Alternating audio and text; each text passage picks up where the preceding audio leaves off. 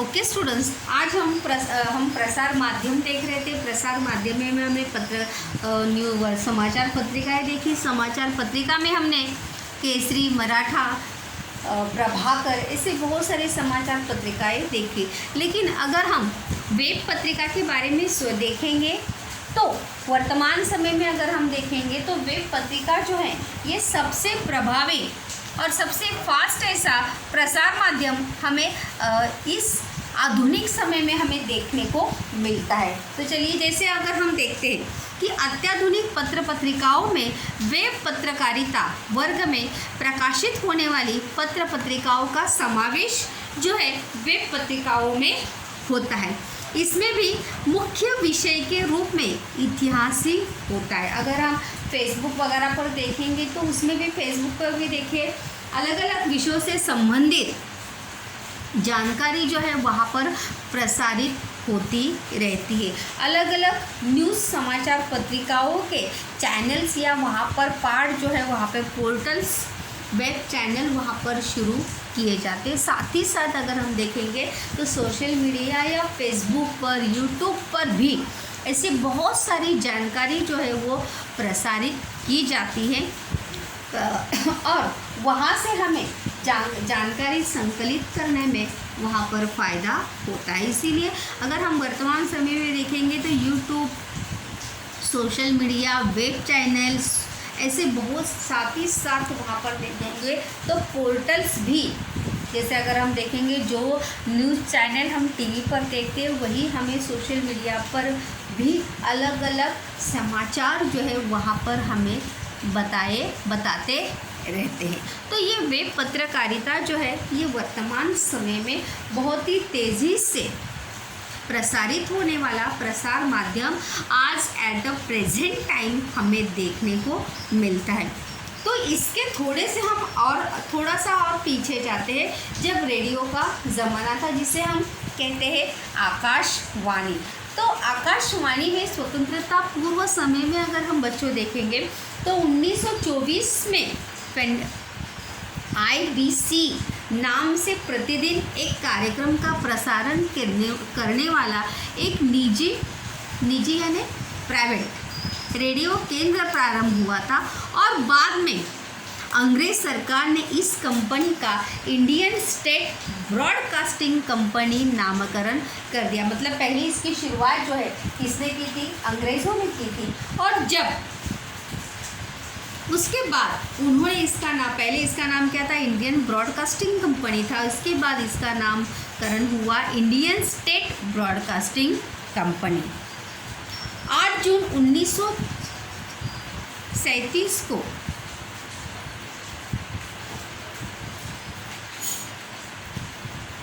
8 जून 1936 ईस्वी सन को इस कंपनी का नामकरण ऑल इंडिया रेडियो हुआ। और जो आज तक हमें देखने को मिलता है ऑल इंडिया रेडियो, मतलब जो पूरे भारत में प्रसारित होने वाला आकाशवाणी केंद्र या रेडियो केंद्र जो है जाने माने लगा। और उसके बाद भारत स्वतंत्र होने के पश्चात, स्वतंत्रता प्राप्ति के बाद AIR भारत सूचना एवं प्रसारण विभाग का एक अंग बना। मतलब रेडियो के माध्यम से सूचना जो इतनी तेज़ी से ब्रॉडकास्टिंग होने लगी क्योंकि ये पूरे भारत में इसका प्रसारण जो है ये चलाया गया था और इसी के कारण इसका एक सूचना प्रसारित करने वाला बहुत ही प्रभावी ऐसा माध्यम जो है उस समय बन गया था। इसका प्रारंभिक स्वरूप अगर हम देखेंगे तो आकाशवाणी के लिए भी प्रश्न है। तो जब आकाशवाणी एक प्रसार माध्यमों की शुरुआत में किस प्रकार से उसने योगदान दिया था, उस प्रश्न के उत्तर में ये सब चीज़ें जो है उसमें आनी चाहिए।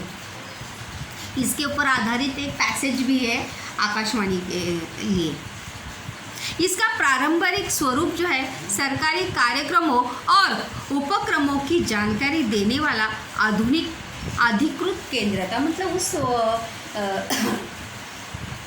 उस रेडियो ब्रॉडकास्टिंग के माध्यम से सिर्फ सरकारी कार्यक्रमों की और उपक्रमों की जानकारी लोगों तक हो, लोगों को वो जानकारी पता चले, लोग उससे अवगत हो, बस यही तक वो ब्रॉडकास्टिंग या वो प्रसारण जो था वो सीमित था। उसके बाद विश्वविख्यात कवि पंडित नरेंद्र शर्मा, ये याद रखिए, असत्य जोड़ी के लिए ये आता है। विश्वविख्यात कवि पंडित नरेंद्र शर्मा के सुझाव पर इसे आकाशवाणी नाम जो है वो दिया गया। किसके सुझाव पर नाम दिया गया था? पंडित नरेंद्र शर्मा, क्योंकि वो हवा के माध्यम से उसका ब्रॉडकास्टिंग होता था, इसीलिए उसको नाम क्या दिया था? आकाशवाणी। पुराने ज़माने में देखो, जैसे हम रामायण महाभारत में देखते कि आकाशवाणी, बिजली कड़कती है, आकाशवाणी होती है, और आकाशवाणी होने के बाद कोई बात जो है, समाचार जो है वो पता चलता है। तो उसी के चलते जो है इसका नाम जो है क्या रख दिया था? आकाशवाणी। आकाशवाणी द्वारा विविध मनोरंजन कार्यक्रम जो है वहाँ पर प्रस्तुत किए जाने लगे।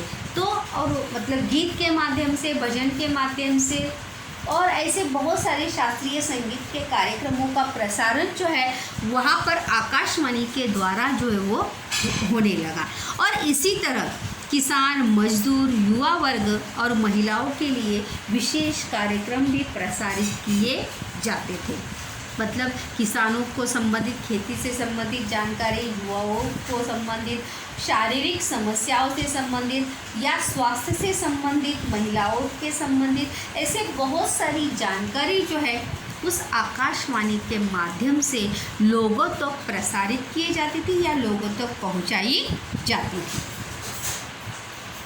लोकप्रिय रेडियो सेवा विविध भारती, ये उस समय का बहुत ही जाना माना। जैसे अगर आज हम देखो मोबाइल में एफएम चलाते हैं, एफएम चलाने के बाद इसमें बहुत सारी स्टेशंस जो है रेडियो को हमें देखने को मिलते, जैसे 98.3, 94.1, ऐसे बहुत सारे रेडियो के स्टेशन जो है हमें ब्रॉडकास्टिंग होते हुए देखने को मिलते। लेकिन उस समय जब रेडियो की शुरुआत हुई थी तो रेडियो का सबसे लोकप्रिय, सबसे फेमिलियर, सबसे फेमस, ऐसा जाना माना जो स्टेशन था उसका नाम था विविध भारती। और विविध भारती द्वारा 24 भाषाओं में 24 भाषाएं और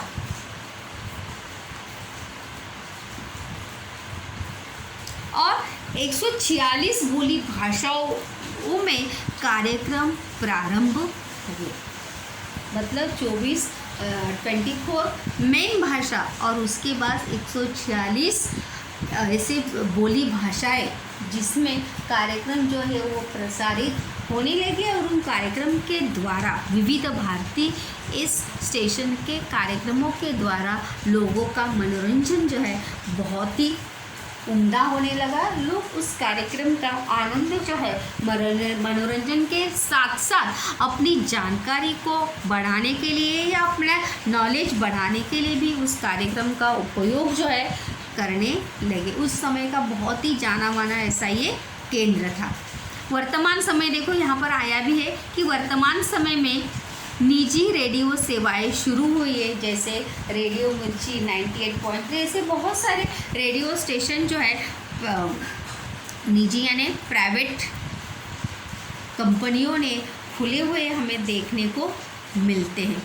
उसके बाद अगर हम देखेंगे कि आप जानते हैं से भी प्रश्न पूछते हैं, जैसे मैंने इसके पहले भी बताया था, तो भारत में पहला न्यूज़ बुलेटिन 23 जुलाई 1927 ईस्वी सन को मुंबई रेडियो केंद्र से प्रसारित किया गया था। पहला न्यूज़ बुलेटिन मतलब पहली समाचार जो तब टेलीकास्ट हुआ था, यहाँ पे देखो आया है 23 जुलाई 1927 ईस्वी सन को मुंबई रेडियो केंद्र से प्रसारित किया गया। और इसके बाद कोलकाता से बांग्ला भाषा में इस समाचार का प्रसारण जो है वो प्रारंभ हुआ, क्योंकि जैसे हमने शुरुआत में देखा था बंगाल गैजेट नाम के जेम्स ऑक्सटन हिकी, इसने समाचार पत्रिकाओं की शुरुआत जो है कहाँ पर की थी? कोलकाता में की थी। इसीलिए सबसे पहले उसके बाद उसका भाषांतरण, रूपांतरण जो है कौन सी भाषा में हुआ था? बंगाली भाषा में इसका रूपांतरण जो है इस समाचार पत्रिका का हुआ था। इसे याद रखिए। क्या आप जानते के लिए, असत्य जोड़ी के लिए या रिक्त स्थान के लिए भी कभी आ सकता है कि पहला न्यूज़ बुलेटिन जो है कब प्रसारित हुआ था? 23 जुलाई 1927 को मुंबई रेडियो केंद्र से हुआ था और फिर इसके बाद उसका ट्रांसलेशन जो है कोलकाता से बांग्ला भाषा में इस समाचार पत्रिका का संभाषण जो है वो किया गया था। उसके बाद बच्चों हम देखने वाले हैं, रेडियो की बारी आती है बच्चों, जिसे हम बहुत ही जानते हैं, चाहते हैं, या कोई लोग जो है उसको देखे बिना रह नहीं सकते। तो वो माध्यम है दूरदर्शन, जिसे आज हम कहते हैं टेलीविज़न, टीवी। तो प्रश्न भी है कि दूरदर्शन प्रसार माध्यमों में सबसे लोकप्रिय माध्यम क्यों है, या दूरदर्शन को सबसे लोकप्रिय माध्यम क्यों कहा जाता है? तो उसका सबसे पहला अगर इसमें पॉइंट हम लिखेंगे तो दूरदर्शन जो है दृश्य श्राव्य साधन है। दृश्य श्राव्य साधन यानी हम उसे देख भी सकते हैं और सुन भी सकते हैं। तो जब हम लोग जो है, जब उसके माध्यम से जो जानकारी हमें प्राप्त होती है या उसके द्वारा जो मनोरंजन होता है, वो मनोरंजन लोगों को बहुत ज़्यादा पसंद आता है और इसीलिए दूरदर्शन जो है सबसे लोकप्रिय माध्यमों से एक माध्यम माना जाता है। तो देखिए कब इसकी शुरुआत हुई, याद रखिए 15 सितंबर 1959 ईस्वी सन को भारत के प्रथम राष्ट्रपति डॉक्टर राजेंद्र प्रसाद ने दिल्ली दूरदर्शन केंद्र का उद्घाटन किया। जो फर्स्ट नेशनल चैनल जो है उसका उद्घाटन या उसकी शुरुआत, आज तो हम अपने टीवी में बहुत सारे चैनल देखते हैं कि हम काउंट भी नहीं कर सकते या हमें उनके नाम भी सबके पता नहीं, इतने चैनल्स आज वर्तमान समय में हमें टीवी या टेलीविज़न के माध्यम से हमें देखने को मिलते हैं। तो उसकी शुरुआत जो है 15 सितंबर 1959 में हुई थी और भारत के प्रथम राष्ट्रपति मतलब स्वतंत्रता प्राप्ति के बाद तुरंत ही, जब 1950 में हमारी पहली ये संविधान बनने के बाद हमारी ये बनी थी, उसका उद्घाटन किया था। और महाराष्ट्र में 1 मई 1972 ईस्वी सन को मुंबई केंद्र के कार्यक्रम का प्रारंभ हुआ। देखो वहाँ पे दूरदर्शन केंद्र जो है मुंबई में वरली में है, वहाँ पर कार्यक्रम का टेलीकास्ट जो है वहाँ पर होता रहता है मुंबई में। उसकी शुरुआत जो है कब हुई थी? 1 मई 1972 को मुंबई में उसकी शुरुआत हुई थी। दूरदर्शन जिसे कहते हैं, जिसका सह्याद्री चैनल के नाम से वो जाना जाता है। उसके बाद 15 अगस्त 1982 ईस्वी सन को रंगीन दूरदर्शन का आगमन हुआ। मतलब जब पहले शुरुआत हुई तो वो कैसे था? ब्लैक एंड वाइट था। ये सब पॉइंट उसमें आने चाहिए। सबसे पहले वो कैसा था? ब्लैक एंड वाइट था। जब शुरुआत में 1959 में जब शुरुआत हुई तो वो ब्लैक एंड वाइट था। उसके बाद 1982 में उसका रंगीन स्वरूप जो है वो हमें देखने को मिला और फिर रंगीन स्वरूप के चलते उसकी लोकप्रियता जो है धीरे धीरे लोगों में क्या होने लगी थी और ज़्यादा बढ़ने लगी थी। उसके बाद हम देखेंगे 1951 में विदेशी और देशी निजी चैनलों को केबल तकनीक का उपयोग कर कार्यक्रम का प्रसारण जो हम वर्तमान समय में देखते हैं कि हम ये टीवी के चैनलों में कुछ प्राइवेट चैनल है और कुछ विदेशी चैनल, देशी प्राइवेट चैनल है जो अलग अलग लोग चैनल को चलाते हैं, जैसे सोनी हो गया, जी हो गया, ऐसे बहुत सारे चैनल हम देखते हैं जिन्हें निजी लोग चलाते हैं और उपयोग कार्यक्रम का प्रसारण जो है वहाँ पर किया जाता है। विदेशी चैनल भी हमें देखने को मिलते हैं। कार्यक्रम प्रसारित करने की अनुमति प्रदान की और आज भारतीय दर्शकों के लिए 100 से भी अधिक चैनल, मतलब जितनी भाषाएं हम हमारे भारत में बोली जाती है, उतनी भाषाओं में उपलब्ध चैनल हमें टीवी पर देखने को मिलते हैं। जिस जिस राज्य में हम जाएंगे उस राज्य के चैनल या हम जहाँ पर रहते हैं वही भाषा में हम जिस भाषा का चैनल हम देखना चाहते हैं उस भाषा का चैनल हम बड़ी आसानी से हम देख सकते हैं। और इसी के चलते दूरदर्शन को सबसे लोकप्रिय माध्यम जो है वो माना जाता है। तो ये एक प्रश्न का उत्तर है। इसके बाद तुरंत दूसरे नेक्स्ट क्वेश्चन का भी उत्तर बच्चों यहाँ पर है कि प्रसार माध्यमों की आवश्यकता क्यों है, क्यों प्रसार माध्यमों की आवश्यकता हमें पड़ी। तो देखिए, किसी भी जानकारी को, ये पॉइंट्स में हमें लिखना है, देखिए इस फर्स्ट पॉइंट्स नाउ, किसी भी जानकारी को मुक्त रूप से समाज में फैलाने अथवा प्रसारित करने हेतु हमें प्रसार माध्यमों की आवश्यकता होती है। क्योंकि अगर हम किसी भी जानकारी को प्रसार माध्यमों के चलते लोगों तक पहुंचाते हैं तो वो बड़ी ही तेज़ी से, बड़े ही आसानी से लोगों तक वो जानकारी जो है वो पहुंचती है। और इसीलिए हमें किसकी आवश्यकता है, प्रसार माध्यमों की हमें आवश्यकता। ये पहला पॉइंट हुआ। देखो ये यहाँ पर ये पहला पॉइंट हुआ, प्रसार माध्यमों की आवश्यकता क्यों है। कारण, किसी भी जानकारी को मुक्त रूप से समाज में फैलाने अथवा प्रसारित करने हेतु हमें प्रसार माध्यमों की आवश्यकता है। दूसरा पॉइंट अगर हम इसमें देखेंगे बच्चों, तो दूसरा पॉइंट इसमें आएगा कि संपादकीय लेख, विविध स्तंभ, संस्करण समाचार पत्र के अभिन्न अंग होते। आए दिन अगर आप न्यूज़पेपर, अगर समाचार पत्रिका अगर पढ़ते होंगे तो उस समाचार पत्रिकाओं में कोई भी प्रसार माध्यम आप लीजिए, सबसे पहले हम समाचार पत्र का, वर्तमान पत्र या समाचार पत्र का हम देखते हैं कि समाचार पत्र में संपादकीय लेख होता है। जो एडिटर होता है, जो संपादक होता है, संपादक किसी विषय को लेकर वहाँ पर अपना लेख लिखता है और उसी के चलते लोगों में अलग अलग जानकारी जो है वहाँ पर प्रसारित होती रहती है।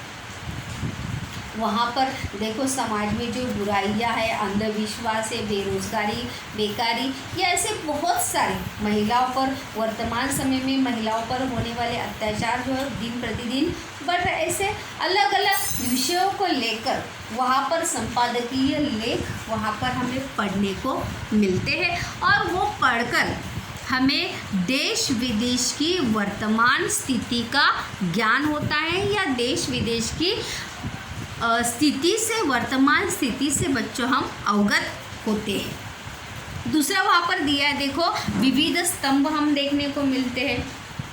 मतलब अगर कभी कभी देखो वर्तमान, अगर 10 साल के बाद, 15 साल के बाद किसी जानकारी को स्तंभ के रूप में समाचार पत्रिकाओं में छापा जाता है और वही बातें हमें न्यूज़ चैनल पर भी हमें देखने को मिलती है।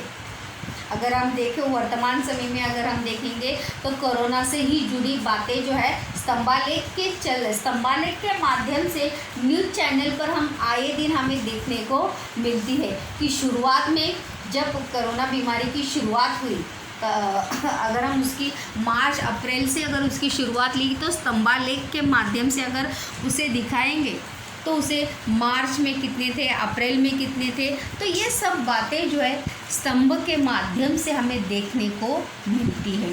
उसके साथ साथ आर्थिक फाइनेंशियल ईयर को दिखाने के लिए भी स्तंभों का उपयोग जो है वहाँ पर किया जाता है। उसका है दूसरा पॉइंट्स वहाँ पर है, संस्करण समाचार के अभिन्न अंग होते। संस्करण यानी अलग अलग चीज़ें जो है समाचार पत्रिकाओं में प्रकाशित की जाती है याद के रूप में, या अलग अलग बातों को बताने के लिए। मतलब किसी महान व्यक्ति का अगर जयंती है, पुण्यतिथि है, तो उसके चलते उसके कार्य को याद करते हुए वो बातें जो है समाचार पत्रिका में और न्यूज़ चैनलों में हमें देखने को मिलती है। इसीलिए अगर हम देखेंगे तो एक सशक्त लोकतंत्र में समाचार पत्रिका का, समाचार पत्र जो है एक चौथे स्तंभ के रूप में जाना जाता है। यहाँ पर देखिए कहा भी है कि और पाठकों के पत्र स्तंभ द्वारा पाठक भी अपने विचार व्यक्त करते हैं। अगर समाचार पत्रिका अगर हम देखेंगे तो वहाँ पर भी जो समाचार पत्र पढ़ते हैं वो भी अपने विचार उसके ऊपर व्यक्त करते। समाचार पत्रिका में देखो कुछ लोग अपनी अपनी समस्याएं लिखते हैं, अलग अलग छोटे छोटे कॉलम्स वहाँ पर लिखते हैं। अगर आप समाचार पत्र को ध्यान से देखे होंगे, पढ़े होंगे, तो ये सब चीज़ें जो है आपको ज़रूर ध्यान में आएंगी कि समाचार पत्र में कौन कौन सी बातें जो है हमें देखने को मिलती है। कॉलम्स वहाँ पर होते हैं और उस कॉलम्स के माध्यम से हम अपनी बात जो है लोगों तक पहुंचा सकते हैं। समाचार लोकतंत्र को अधिकाधिक सशक्त बनाने में सहयोग दे सकते हैं और इसीलिए समाचार या प्रसार माध्यमों की आवश्यकता इसीलिए है कि समाचार पत्र जो है हमारे लोकतंत्र का चौथा आधार स्तंभ है और इसीलिए एक सशक्त लोकतंत्र को सशक्त बनाने के लिए समाचार पत्रिका जो है अपनी अहम भूमिका निभाते हैं। इसीलिए प्रसार माध्यमों की आवश्यकता, ये तीसरा पॉइंट उसमें हुआ। उसके बाद दूरदर्शन दृश्य श्राव्य माध्यम है, मतलब हम देख भी सकते हैं और सुन भी सकते हैं। अतः उसमें समाचार पत्र और आकाशवाणी की सीमाओं को लांघकर जनता को सचमुच क्या हुआ है यह दिखाना प्रारंभ किया। मतलब जैसे हम समाचार पत्र क्या कर सकते हैं, देखकर पढ़ सकते हैं, रेडियो हम सिर्फ सुन सकते हैं, देख सकते हैं क्या नहीं। लेकिन इन दोनों त्रुटियों को दूर करने का काम किसने किया है? दूरदर्शन यानी टेलीविज़न ने किया है कि सचमुच हमने वहाँ पर देखते हैं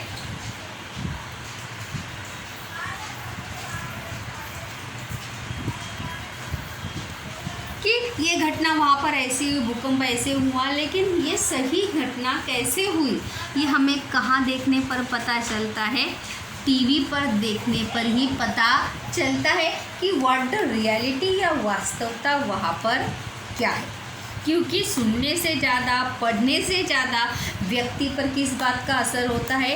देखने का ज़्यादा असर होता है। इसीलिए हमने जैसे पहले देखा कि इसीलिए दूरदर्शन जो है सब प्रसार माध्यमों में सबसे अत्यंत लोकप्रिय माध्यम इसीलिए है। जनता के लिए किसी घटना का आंखों देखा हाल जानने और देखने के लिए दूरदर्शन का अन्य कोई विकल्प नहीं है। और इसीलिए किसी घटना को हम सही या विदेश में घटी हुई घटना को हम वहाँ जाकर देख सकते हैं क्या? विदेश में तो छोड़ो, या हमारे देश में ऐसी बहुत सारी घटनाएं घटती है, तो वहाँ हर जगह जाकर हमें देखना मुमकिन नहीं है। और यही हमारी कमी को पूरे करने का काम जो है कौन करता है? कौन सा प्रसार माध्यम करता है? दूरदर्शन करता है। और इसीलिए यहाँ पर प्रसार माध्यमों की आवश्यकता और प्रसार माध्यमों में अत्यंत लोकप्रिय ऐसा माध्यम जो कौन सा है? दूरदर्शन है। यहाँ पर देखिए वर्तमान समय में दूरदर्शन टीवी चैनलों की जानकारी अपने मित्रों के समूह कार्य के रूप में लिखी। आपको तो खुद ही इतने सारे चैनल्स के नाम जो है वो पता होंगे। ऐसे इतने सारे चैनल्स हैं कि हम अभी काउंट भी तुरंत कर सकते नहीं, ना ही हमें सब चैनल्स के नाम हमें एट द प्रेजेंट या एट द टाइम हमें पता होंगे। उसके बाद दूसरा एक क्वेश्चन यहाँ पर अगर देखेंगे कंटिन्यूसली बच्चों यहाँ पर क्वेश्चन जो है वो आ रहे हैं। यहाँ पर नेक्स्ट क्वेश्चन है प्रसार माध्यमों द्वारा प्राप्त होने वाली, इट्स बहुत ही ज़रूरी क्वेश्चन है कि प्रसार माध्यमों द्वारा प्राप्त होने वाली जानकारी का विश्लेषणात्मक आकलन करना आवश्यक क्यों है? क्योंकि जो जानकारी किसी भी प्रसार माध्यम के द्वारा प्रसारित होती है वो जानकारी जो है वो सच होनी चाहिए, उसमें रियलिटी होनी चाहिए। अगर उसमें वास्तवता नहीं हुई, सच्चाई नहीं हुई, तो बहुत सारी मुसीबतों का सामना जो है वो करना पड़ता है। वहाँ पर एक एग्जाम्पल भी दिया गया है, तो देखिए। फिर चाहे वो टीवी न्यूज़ चैनल की जानकारी हो या समाचार पत्रिका हो या रेडियो पर सुनी हुई है, प्रसार माध्यमों द्वारा प्राप्त होने वाली जानकारी का विश्लेषणात्मक आकलन कर लेना होता है। विश्लेषणात्मक मतलब उस जानकारी की जांच पड़ताल करना आवश्यक है, क्योंकि जो भी जानकारी हम प्रसारित करते हैं वो जानकारी सच है या नहीं, इसकी हमें छानबीन करना प्रसारित करने से पहले आवश्यक है। अगर प्रसारित होने के बाद वो जानकारी झूठी निकलती है तो बहुत सारी मुसीबतों का सामना उन प्रसार माध्यमों को करना पड़ता है। हर बार समाचार पत्र द्वारा हम तक पहुंचने वाली जानकारी वास्तविकता अथवा सच्चाई के आधार पर होगी या आवश्यक नहीं। तो जो जानकारी हमारे पास पहुंचाई जाती है वो जानकारी सच ही होगी ऐसा आवश्यक होता नहीं, उसमें बहुत सारी त्रुटियां भी होती है और इसीलिए हमें उसकी जांच पड़ताल करनी पड़ती है।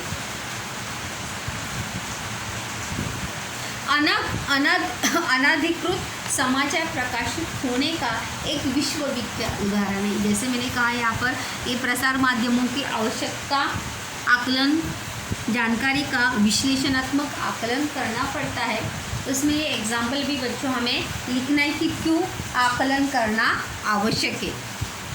स्टर्न नाम के एक जर्मन साप्ताहिक पत्रिका ने एडोल्फ हिटलर, जाना माना हिटलर जिसे हुकुमशाह हम कहते हैं, तानाशाह, हिटलर की लिखावट में लिखी अनेक दैनंदिया खरीदी और उन्हें अन्य प्रकाशन कंपनियों को बेचा। हिटलर की तथाकथित हस्तलिखित दैनंदी बर्बाद होने का बरामद यानी प्राप्त होने का समाचार प्रकाशित हुआ, परंतु कालांतर में कुछ समय बाद यह सिद्ध हुआ कि वे सभी दैनंदिनियाँ जो है वो क्या है, जाली है यानी नकली है। वो हिटलर की लिखी हुई या हिटलर के हाथ से लिखी हुई डायरी या दैनंदिनियाँ नहीं है।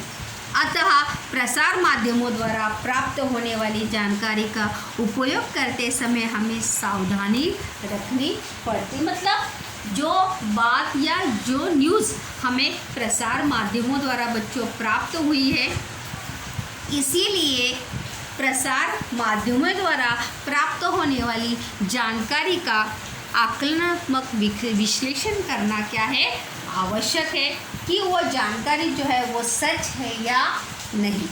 तभी हमें उस न्यूज़ पर हमें विश्वास रखना चाहिए।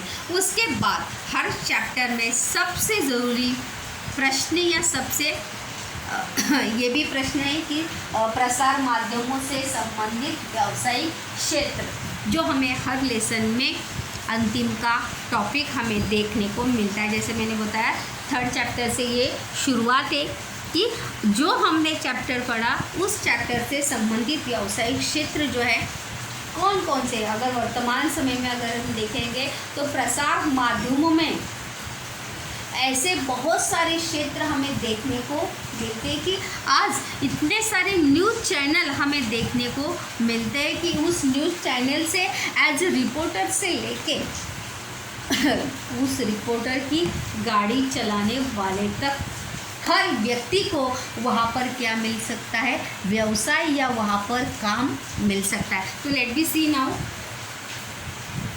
कौन कौन से संबंधित व्यावसायिक क्षेत्र हमें मिल सकते हैं।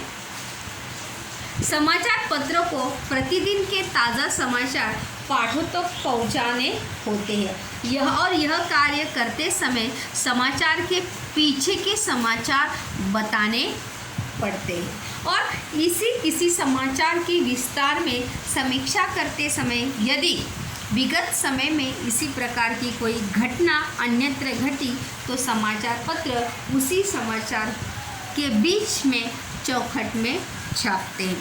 मतलब जैसे न्यूज़ एडिटर से लेके न्यूज़ रिपोर्टर, कैमरामैन, ऐसे बहुत सारे हमें वहाँ पर व्यवसाय के क्षेत्र जो है हमें देखने को मिलते हैं। यहाँ पर देखेंगे तो देखो समाचार पत्र मतलब जो जानकारी या जो न्यूज़ छापी है उससे जुड़ी दूसरी जानकारी अगर हमें तुरंत छापनी है तो वो न्यूज़ कवर करने वाले की भी आवश्यकता हमें पड़ती है और उस घटना की जड़ तक पहुंचना आसान हो जाता है। मतलब किसी भी जानकारी को पहुंचाने के लिए एक व्यक्ति जो है वो काफ़ी नहीं। अगर हम देखेंगे तो एक ही अगर न्यूज़ चैनल अगर हम देखेंगे तो एक के 10-10 मिनट के बाद ब्रेकिंग न्यूज़ जो है वहाँ पर देते हैं। तो ब्रेकिंग न्यूज़ एक ही व्यक्ति देता है कि एक चैनल का नहीं, बहुत सारे रिपोर्टर एक ही न्यूज़ को अलग अलग जगह से वहाँ पर कवर अप